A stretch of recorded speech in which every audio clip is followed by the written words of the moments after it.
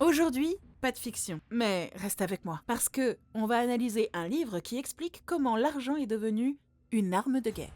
Imagine un champ de bataille où il n'y a ni bombe, ni tank, ni soldats. Un terrain où les armes ne tirent pas de balles, mais déplacent des milliards en un clic. Ce champ de bataille, c'est celui de la finance mondiale. Jean-François Guéraud, commissaire divisionnaire et spécialiste du crime organisé, nous propose dans l'art de la guerre financière une plongée dans cette nouvelle forme de conflit. Pour lui, la guerre n'est plus seulement militaire, elle est économique, invisible, silencieuse. Et pourtant, ses conséquences sont aussi réelles que celles d'une guerre classique. Faillite d'État, chômage massif, effondrement de démocratie. Dans cette vidéo, je ne vais pas faire un résumé du livre. Je vais l'analyser, le critiquer, l'illustrer avec des exemples. Et surtout, répondre à la question: pourquoi ce livre est-il essentiel pour comprendre le monde actuel? Et en quoi peut-il être utile ou pas? On va explorer ensemble pourquoi Guéraud parle de guerre financière, quelles sont les armes utilisées, qui sont les acteurs de cette guerre, quelles sont les victimes, et pourquoi tout cela reste brûlant d'actualité 10 ans après la sortie du livre. Alors installe-toi, sors le popcorn.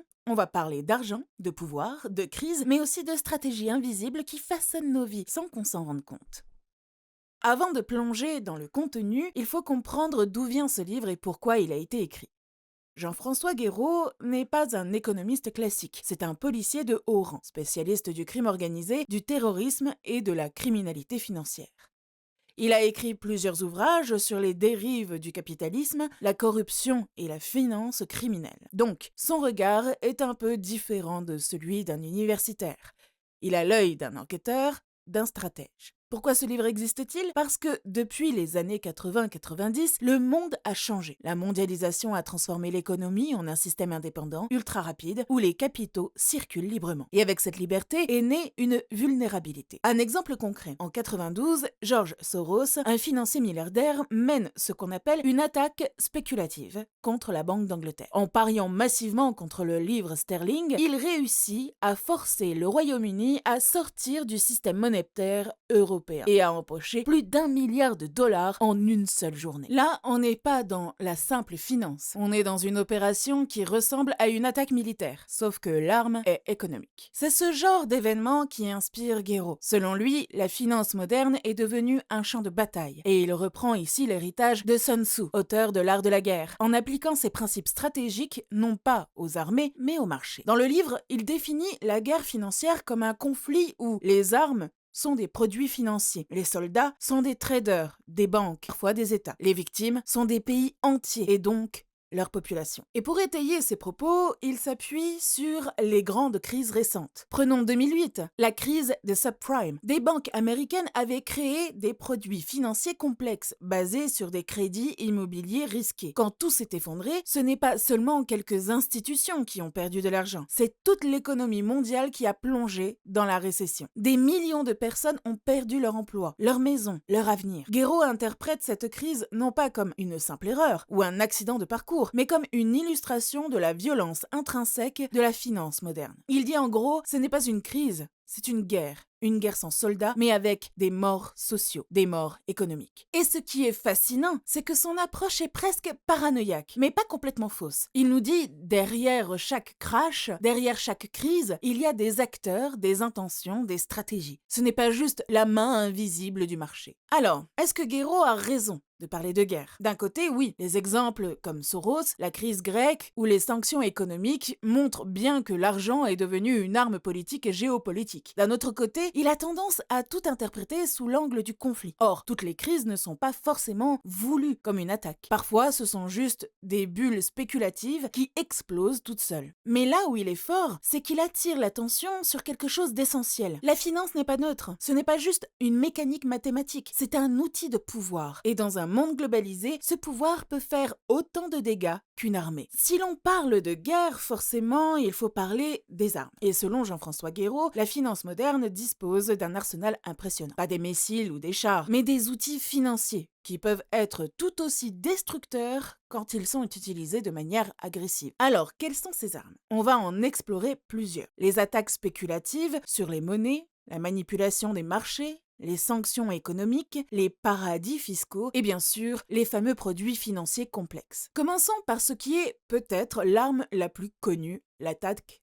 spéculative. Imagine un pays qui a une monnaie fragile. Des investisseurs internationaux décident de parier massivement contre cette monnaie. Ils vendent, ils empruntent, ils spéculent, et comme les marchés fonctionnent aussi sur la psychologie, plus les gens croient que la monnaie va s'effondrer, plus elle s'effondre vraiment. Exemple classique que j'ai déjà nommé avant, en 1992, le cas Soros contre la Banque d'Angleterre. Mais on peut aussi penser à la Thaïlande, en 97, où une attaque spéculative a déclenché la fameuse crise asiatique, qui a contaminé la Corée du Sud, l'Indonésie, la Malaisie, bref, toute une région plongée dans la récession à cause d'un effet domino. Ce qu'il faut comprendre, c'est qu'une attaque spéculative n'est pas seulement un pari, c'est une arme offensive. Et pour Guerreau, il ne fait aucun doute que ces stratégies s'apparentent à des opérations militaires avec une cible bien précise. La deuxième arme, la manipulation des marchés financiers, parce qu'au fond, les marchés ne sont pas aussi libres et parfaits que l'on prétend dans les manuels d'économie. Ils sont influençables, manipulables, et souvent manipulé. Un exemple, le scandale du Libor. Le Libor, c'était le taux interbancaire de référence, utilisé pour calculer des milliers de milliards de contrats à travers le monde. Et qu'a-t-on découvert? Que plusieurs grandes banques s'entendaient pour trafiquer ce taux à leur avantage. Résultat, une distorsion massive de la finance mondiale et des gains colossaux pour quelques institutions, au détriment de tout le reste. Guerreau dit en gros, quand quelques traders peuvent manipuler un taux mondial, ils détiennent un pouvoir qui ressemble à celui d'un gouvernement. Et il n'a pas tort. Troisième arme, les sanctions économiques. Celles-ci ne viennent pas des marchés eux-mêmes, mais des États. Prenons l'exemple de l'Iran. Pendant des années, les États-Unis ont imposé des sanctions économiques qui empêchaient l'Iran d'accéder aux marchés financiers internationaux. Résultat, une économie asphyxiée, une monnaie qui s'effondre, une population qui souffre. Et tout ça sans tirer une seule balle. Aujourd'hui, on le voit encore avec la Russie. Depuis l'invasion de l'Ukraine, l'Occident a lancé une véritable offensive financière. Gel des avoirs de la Banque centrale russe, exclusion du système SWIFT, sanctions contre les oligarques. Ce n'est pas une guerre classique, mais ça y ressemble. On parle même parfois d'armes nucléaires financières. Quatrième arme, les paradis fiscaux. Alors là, on est sur une arme un peu particulière, parce qu'elle ne détruit pas directement, mais elle protège et renforce ceux qui l'utilisent. Les paradis fiscaux permettent aux grandes fortunes, aux multinationales et parfois aux criminels de cacher de l'argent, d'échapper aux impôts et de financer des opérations opaques. C'est une zone grise où circulent des milliers de milliards de dollars chaque année. Exemple, les Panama Papers, ou plus récemment, les Pandora Papers, ont montré comment des politiciens, des célébrités et des entreprises utilisaient ces paradis fiscaux pour dissimuler leurs richesses. Pour Guerreau, ces zones offshore sont un peu comme des bases arrières dans une guerre classique. On n'y tire pas des coups de feu, mais on y stocke les munitions financières qui serviront ailleurs. Cinquième arme, et pas des moindres, les fameux produits financiers dérivés. Alors là, c'est technique, mais je vais vous simplifier. Les produits dérivés sont des contrats financiers qui permettent de parier sur la hausse ou la baisse d'un actif, que ce soit une action, une monnaie ou même le climat. À la base, c'était un outil pour couvrir des risques, mais à force, c'est devenu une arme de spéculation massive. Un exemple, les subprimes en 2008, déjà dit un peu plus haut. Ces crédits immobiliers risqués ont été transformés en produits financiers complexes, découpés, revendus, réemballés, et quand tout a explosé, personne ne savait vraiment qui détenait quoi. Résultat, un chaos total qui a failli faire s'effondrer le système bancaire mondial. Guerreau dit: ces produits financiers sont comme des armes de destruction massive. Ils sont créés par quelques experts, incompréhensibles pour la plupart des gens, mais quand ils explosent, c'est tout le monde qui est touché.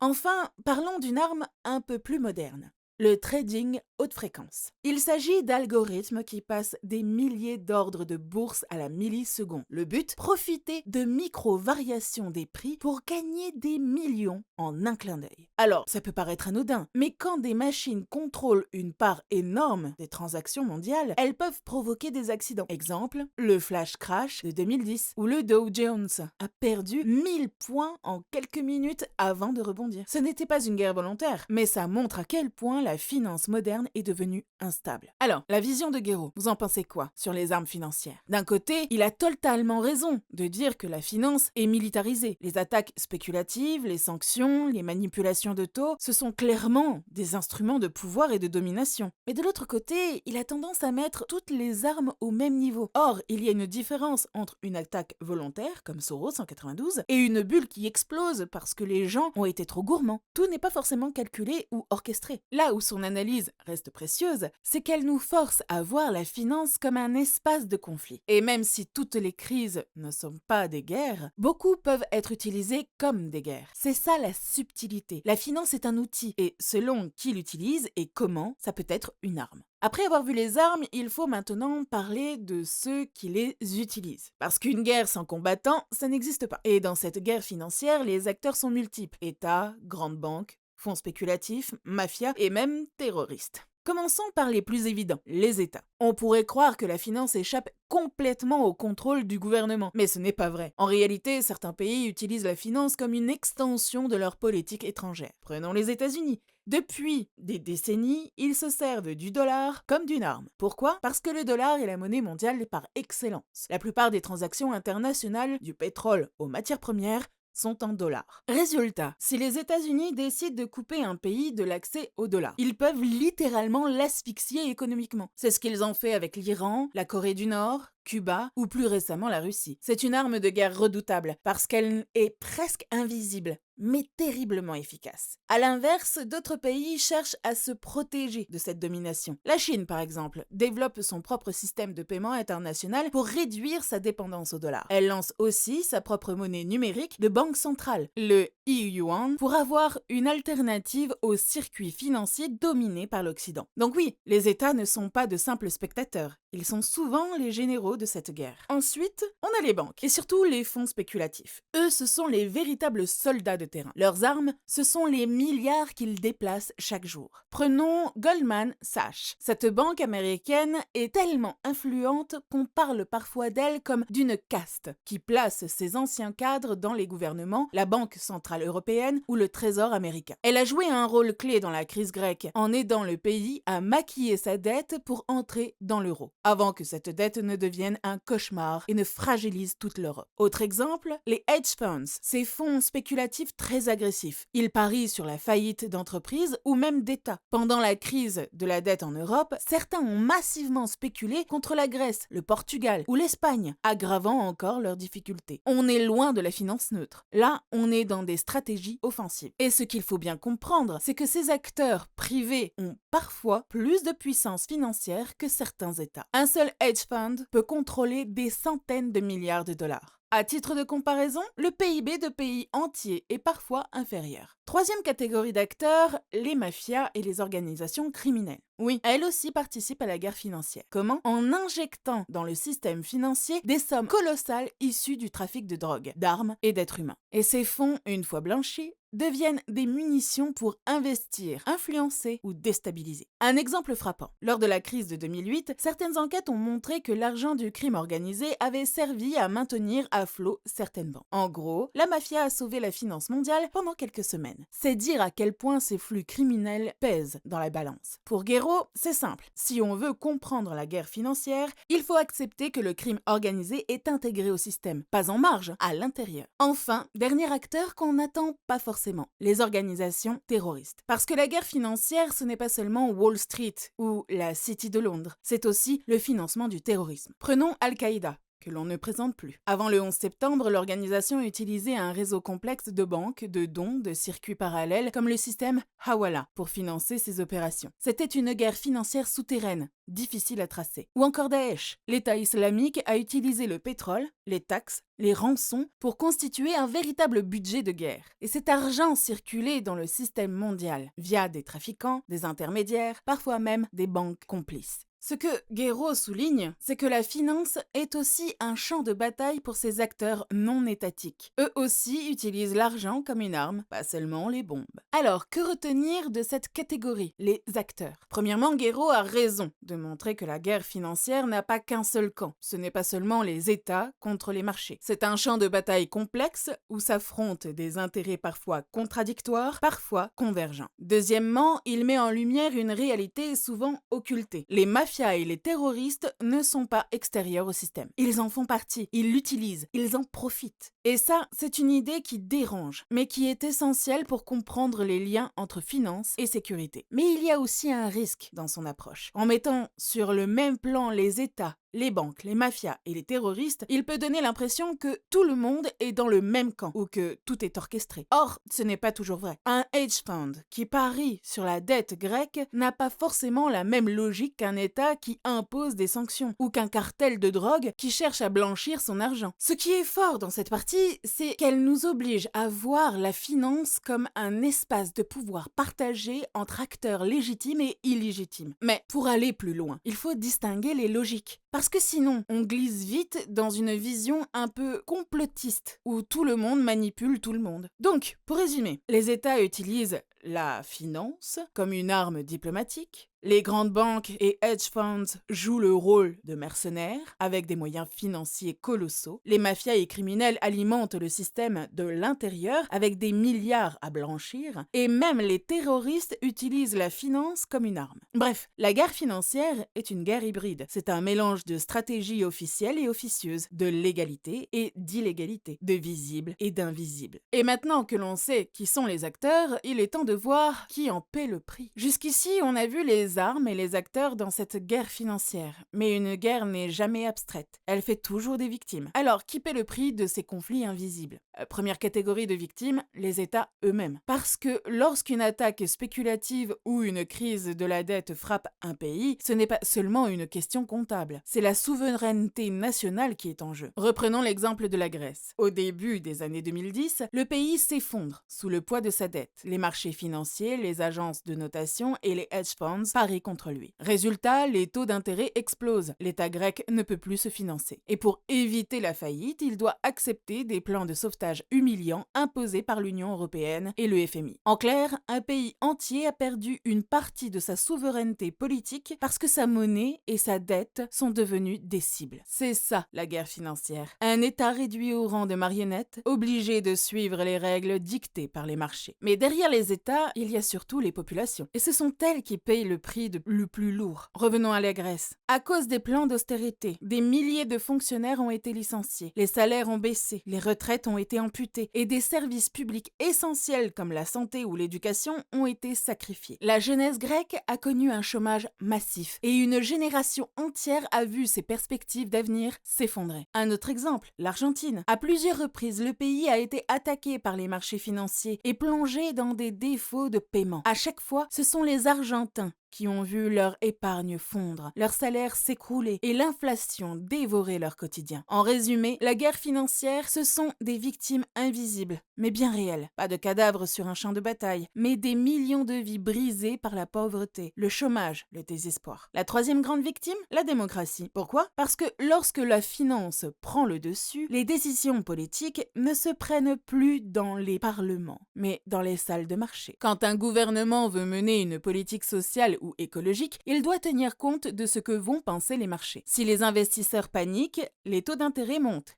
et l'État perd sa capacité d'action. Autrement dit, les électeurs votent, mais les marchés valident ou non leur choix. Et ça, c'est une perte dramatique de souveraineté démocratique. Un exemple marquant, en 2011, en Italie, le Premier ministre a été poussé vers la sortie. Non pas par un vote populaire, mais parce que les marchés et la Banque centrale européenne ne faisaient plus confiance à son gouvernement pour gérer la dette. Un technocrate a alors été placé à la tête du pays. Voilà une illustration claire de ce que Guéraud appelle une guerre financière. Un gouvernement élu renversé par la pression des marchés. Il ne faut faut pas oublier non plus les pays en développement. Eux aussi subissent cette guerre, parfois de manière encore plus brutale. Prenons l'Afrique. Beaucoup de pays sont endettés en dollars ou en euros. Si la réserve fédérale américaine augmente ses taux d'intérêt, la dette de ces pays devient soudainement insoutenable. Résultat, ils doivent couper dans leur budget, renoncer à des programmes sociaux ou s'enfoncer encore plus dans la pauvreté. C'est une forme de guerre coloniale moderne. Plus besoin d'envoyer des soldats, il suffit de jouer sur la dette et les marchés pour garder un pays sous contrôle.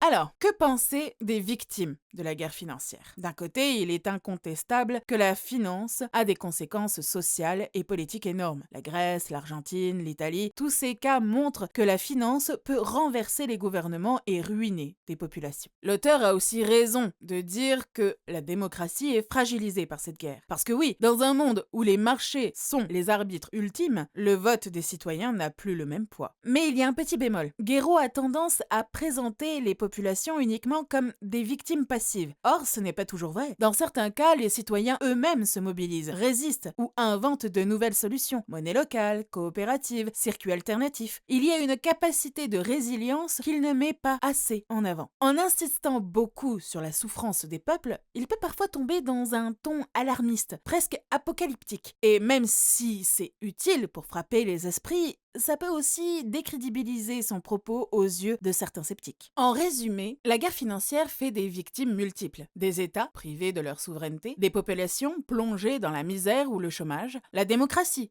fragilisée par le pouvoir des marchés, et les pays du Sud enfermés dans une dépendance financière moderne. C'est une guerre sans énorme explosion ou cadavre au sol, mais ses effets sont comparables à ceux d'un conflit armé. Destruction, souffrance, perte de liberté. Et le plus inquiétant, c'est que cette guerre ne s'arrête pas. Au contraire, elle évolue avec de nouvelles armes, de nouveaux acteurs et surtout de nouveaux enjeux. Pourquoi cette guerre reste plus que jamais d'actualité? Et comment elle se transforme avec les nouvelles technologies, les crypto-monnaies et les rivalités géopolitiques? Quand on lit l'art de la guerre financière aujourd'hui, on pourrait se dire ok, intéressant, mais ce livre a déjà 10 ans. Est-ce que c'est encore pertinent? La réponse, je vous dirais bien oui. Peut-être même encore plus qu'au moment de sa parution. Parce que depuis 2014, les conflits économiques et financiers n'ont fait que s'intensifier. Le premier exemple, c'est la guerre économique entre les États-Unis et la Chine. On est en plein dedans. Il y a la fameuse guerre commerciale lancée par Donald Trump en 2018, avec des droits de douane massifs. Mais au-delà des produits et du commerce, c'est dans la finance et la technologie que la guerre est la plus féroce. Les États-Unis cherchent à limiter l'accès de la Chine à certaines technologies stratégiques, semi-conducteurs, intelligence artificielle, 5G, etc., etc. La Chine, de son côté, développe son propre écosystème financier pour réduire sa dépendance au dollar et contourner le système SWIFT. Le cas de TikTok illustre bien cette guerre hybride. Ce n'est pas seulement une application, mais aussi un enjeu de données, de sécurité et de souveraineté économique. Bref, on est pile dans la logique de Guéraud. La guerre ne se mène plus seulement avec des armes, des armées,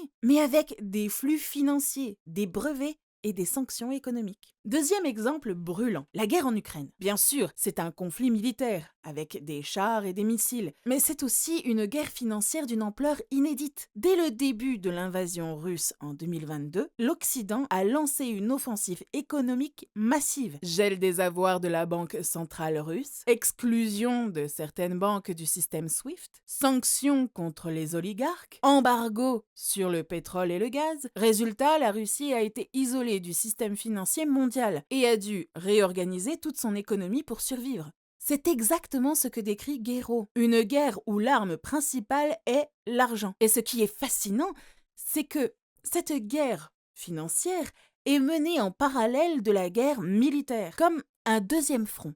Un troisième sujet d'actualité, les crypto-monnaies. En 2014, quand Guéraud écrit son livre, Bitcoin existait déjà, mais restait un phénomène marginal. Aujourd'hui, les cryptos représentent un enjeu mondial. Pourquoi? Parce qu'elles échappent particulièrement au contrôle des États. Elles permettent à certains acteurs de contourner les sanctions ou de cacher des flux financiers. Exemple, pendant la guerre en Ukraine, des millions de dollars ont été collectés en crypto-monnaies pour financer l'effort de guerre ukrainien. De l'autre côté, certains oligarques russes ont essayé d'utiliser les cryptos pour échapper aux sanctions. Les crypto-monnaies sont devenues une nouvelle arme dans la guerre financière et la bataille fait rage entre les États qui veulent réguler et les acteurs privés qui veulent garder leur liberté. La quatrième évolution, la montée en puissance de l'intelligence artificielle dans la finance. Déjà en 2010, on avait vu le fameux flash crash, où des algorithmes avaient provoqué une chute brutale des marchés en quelques minutes. Aujourd'hui, avec l'IA, on est passé à un niveau supérieur. Des systèmes capables d'analyser en temps réel des millions de données et de passer des ordres de bourse à une vitesse inimaginable. Des algorithmes capables de manipuler les marchés en créant de faux signaux ou même d'anticiper les décisions humaines. C'est un peu comme si, dans une guerre classique, on remplaçait les soldats par des drones autonomes. La question devient alors, qui contrôle vraiment ces machines? Et que se passe-t-il si elles dérapent? Enfin, un dernier élément d'actualité. La crise climatique. On pourrait croire qu'elle n'a rien à voir avec la finance, mais en réalité, elle en est devenue un champ de bataille. Les marchés du carbone, où s'échangent des quotas d'émissions, créent déjà des tensions entre pays et entreprises. Les investissements dans les énergies renouvelables ou fossiles deviennent des enjeux stratégiques. Et certains parlent même de guerre de l'eau ou de guerre des ressources, où la finance jouera un rôle clé. En clair, la finance verte peut être une arme, soit pour accélérer la transition, soit pour renforcer les inégalités entre pays riches et pauvres. Alors, est-ce que le livre de Guéraud est encore pertinent 10 ans après? Oui, parce qu'il a vu juste sur l'essentiel. La finance est devenue une arme de guerre. Les exemples de l'Ukraine, de la Chine ou des crypto-monnaies confirment totalement son intuition. Oui aussi, parce qu'il nous oblige à penser la finance non pas comme un mécanisme neutre, mais comme un champ de bataille où s'affrontent des intérêts. En revanche, certains passages ont un peu vieilli. En 2014, il parlait beaucoup des banques et des produits financiers classiques. Aujourd'hui, il faudrait ajouter toute une partie sur les crypto-monnaies, les fintech, l'IA ou encore les enjeux écologiques. Mais ça, ce n'est pas une faiblesse. C'est plutôt une invitation à prolonger sa réflexion. Et c'est d'ailleurs le rôle de cette vidéo. Actualiser le propos, montrer que ce qu'il décrivait hier continue aujourd'hui, sous de nouvelles formes. Alors pourquoi ce livre reste-t-il d'actualité? Parce que le monde ne s'est pas apaisé depuis 2014. Au contraire, il est devenu encore plus instable, encore plus conflictuel. Et les guerres d'aujourd'hui passent toujours par la finance. La rivalité USA-Chine, les sanctions contre la Russie, l'essor des cryptos, le rôle de l'intelligence artificielle, et bientôt, la bataille autour du climat et des ressources. Bref. La guerre financière n'est pas un concept du passé, c'est notre présent et probablement aussi notre futur. Alors, qu'est-ce qu'on retient de ce voyage à travers L'art de la guerre financière de Jean-François Guéraud? D'abord que la finance n'est pas neutre. Elle n'est pas un simple outil technique au service de l'économie. C'est un espace de pouvoir, un champ de bataille où s'affrontent des États, des banques, des fonds spéculatifs, mais aussi des mafias et des organisations terroristes. Ensuite, que cette guerre a ses propres armes, les attaques spéculatives, les produits dérivés complexes, les sanctions économiques, les paradis fiscaux, et aujourd'hui, les crypto-monnaies ou l'IA. Et bien sûr que cette guerre fait des victimes, des États fragilisés, des démocraties amputées de leur souveraineté, et surtout des populations entières plongées dans la pauvreté et le chômage. C'est une guerre invisible, mais qui laisse derrière elle des cicatrices bien réelles. Enfin, que cette guerre est toujours d'actualité, la rivalité entre les États-Unis et la Chine, les sanctions contre la Russie, l'essor des crypto-monnaies et l'IA financière. Tout ça confirme que Guéraud avait vu juste. Alors, est-ce que le livre est parfait? Non, il a ses limites. Il dramatise parfois trop, il ne donne pas toujours de solutions concrètes et certains chapitres ont un peu vieilli. Mais est-ce qu'il mérite d'être lu? Absolument.